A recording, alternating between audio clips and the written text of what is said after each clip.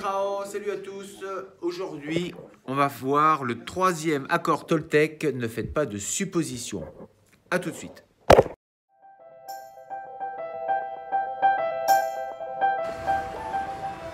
Ne faites pas de suppositions dans votre vie. Voilà ce que nous apporte le troisième accord Toltec. On se rend compte qu'on fait beaucoup de suppositions. Toute notre vie, avec nos rencontres, toute notre vie, on fait des suppositions. La plupart du temps, on ne sait pas les choses, on ne sait pas ce qui se passe, mais on suppose que. Donc, du coup, on en déduit notre vie en faisant comme ça. On donne une conséquence sur notre vie et sur nos actes. Si vous supposez, est-ce que vous avez vraiment tous les paramètres, toutes les données pour vraiment être sûr de ce que vous imaginez? On est sûr de rien, en fait. La mérite tour.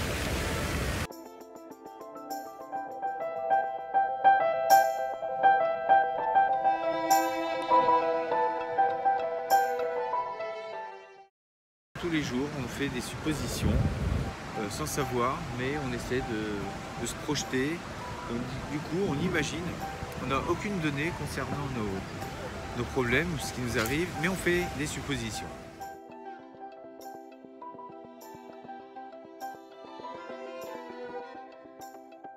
Les suppositions nous amènent de mauvaises pensées vis-à-vis des gens. Il y a des choses qui se... On a des sentiments malsains, on va dire du mal des gens, on va être médisant. En termes de suppositions, on peut vraiment avoir tout un panel de suppositions. Je vais vous prendre un exemple. Vous êtes dans la rue, là où je suis là, ici en ce moment. Vous avez une jeune fille à qui vous faites un sourire, une passante. Vous allez pouvoir faire différentes suppositions. Si elle vous sourit, vous pouvez très bien vous dire est-ce que c'est à moi qui vient de faire ce sourire? Est-ce que c'est à quelqu'un d'autre? Pourquoi elle me sourit? En fait, vous pouvez vraiment vous faire plein de suppositions et vous ne saurez jamais. C'est en fonction de ce que vous allez penser que votre réalité, où vous allez être dans un rêve. Vous avez ensuite le deuxième cas, par exemple, vous rentrez chez vous très tard le soir et vous avez prévenu, vous alliez rentrer tard bien sûr. Votre petite amie, comment va-t-elle réagir? Le temps que vous arriviez, elle va se faire tout un monde de ce qui a pu arriver, soit accident, mais ça peut être aussi des suppositions concernant est-ce que vous la trompez, est-ce qu'il n'y a pas quelqu'un d'autre derrière tout ça. Bref, les suppositions c'est terrible pour votre mental et vous allez pouvoir vous faire tout un monde et vivre dans un rêve par rapport à la réalité. On est sur le marché de Noël de Tours, très joli petit marché de Noël.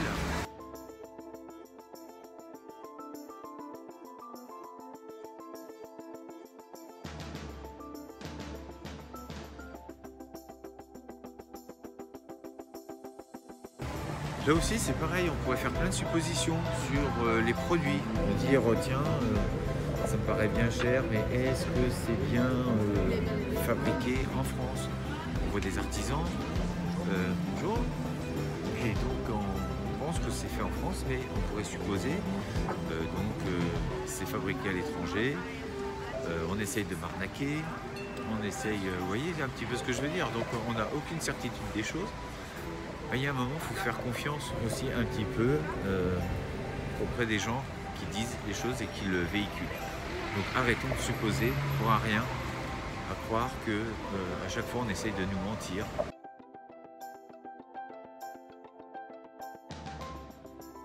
On fait beaucoup de suppositions aussi également quand on part en voyage. Quand on part à l'étranger, on se fait beaucoup de suppositions sur les rites, sur les mœurs des pays concernés. On part avec nos préjugés et on est très souvent surpris de ce qu'on peut découvrir. Donc du coup, la supposition, il faut la mettre de côté et se faire notre propre jugement seul. Et ça, c'est important.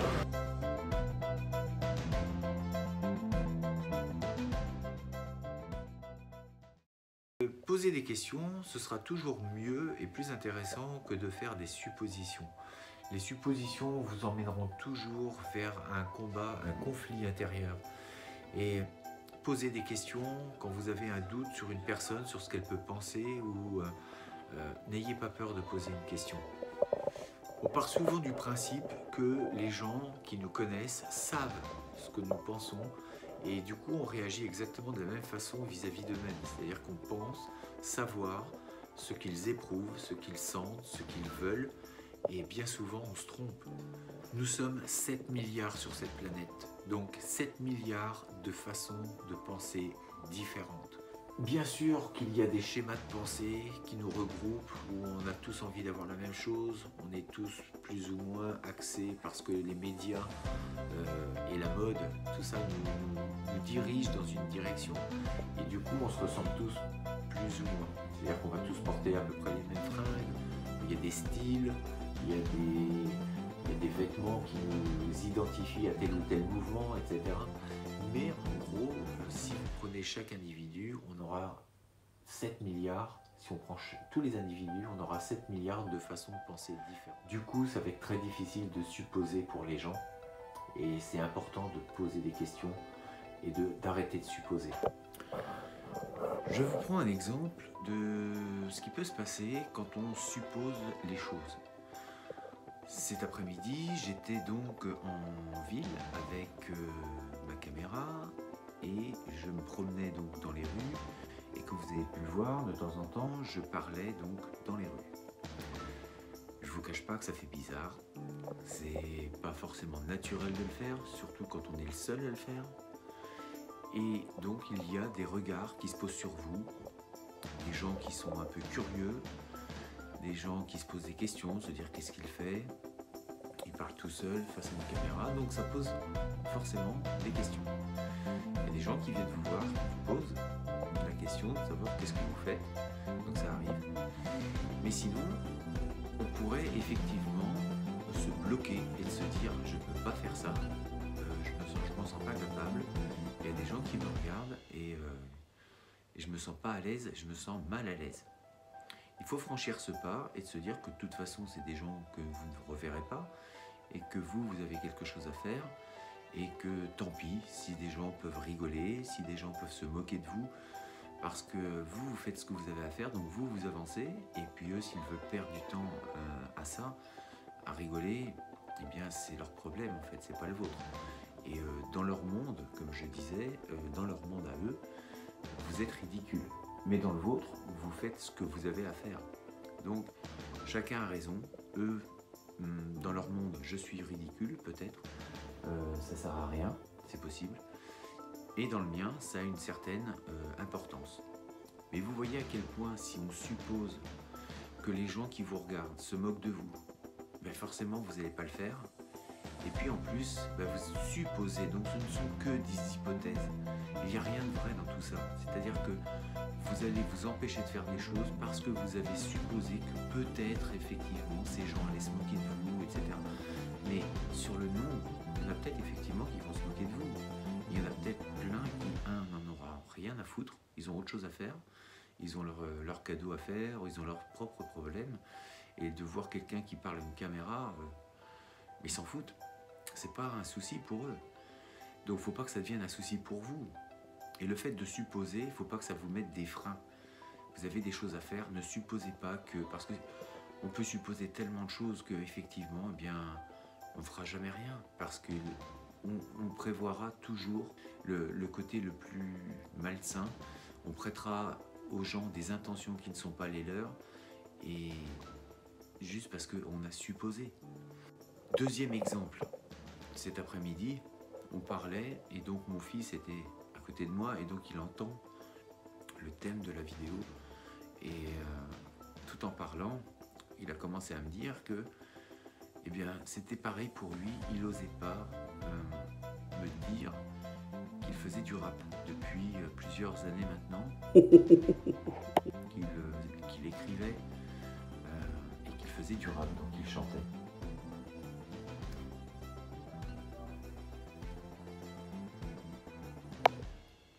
Est-ce que vous vous rendez compte que juste parce qu'il supposait que j'aurais un mauvais regard sur ce qu'il faisait, sur ce qu'il créait, et bien du coup, il n'osait pas. Il se disait, mon père va avoir un mauvais regard sur moi. Et c'est dingue, c'est fou, parce que moi le rap déjà, bon, je vous ai dit, hein, j'ai bientôt 50 ans, donc le rap je l'ai vu naître. j'ai grandi avec. J'avais 14 ans et le rap, on a commencé avec le hip-hop, le smurf, toute cette épopée à l'époque. Donc j'ai connu le rap, comme des groupes comme IAM, comme NTM. C'est des groupes qui ont bercé notre jeunesse. Donc c'était un peu bizarre d'entendre mon fils qui avait peur de dire les choses. Donc vous voyez, tout ça juste parce qu'il avait supposé que mon regard sur lui serait négatif. Et en fait, c'est tout autre. Donc il m'a fait écouter une de ses musiques et qui était superbe. Et du coup, il se rend compte que c'est du temps perdu, parce que s'il me l'avait dit avant, pas mal de choses auraient changé et peut-être que ça lui aurait donné plus de force pour vraiment s'investir dans ce domaine, dans cette activité.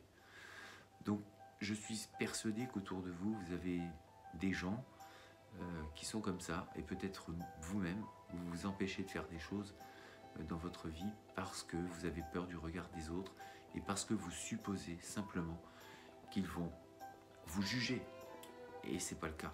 Et de toute façon, même si c'était le cas, continuez et avancez vous dans vos projets. Ne vous inquiétez pas des autres, ne vous en inquiétez pas. C'est pas votre problème. Le vôtre, c'est de faire. Pour terminer, je suppose que vous avez passé de bonnes vacances, de bonnes fêtes. Donc du coup, pour terminer avec le sourire, je vous dis à très bientôt à une prochaine vidéo. Restez forts, restez beaux et surtout, restez bienveillants. 再见!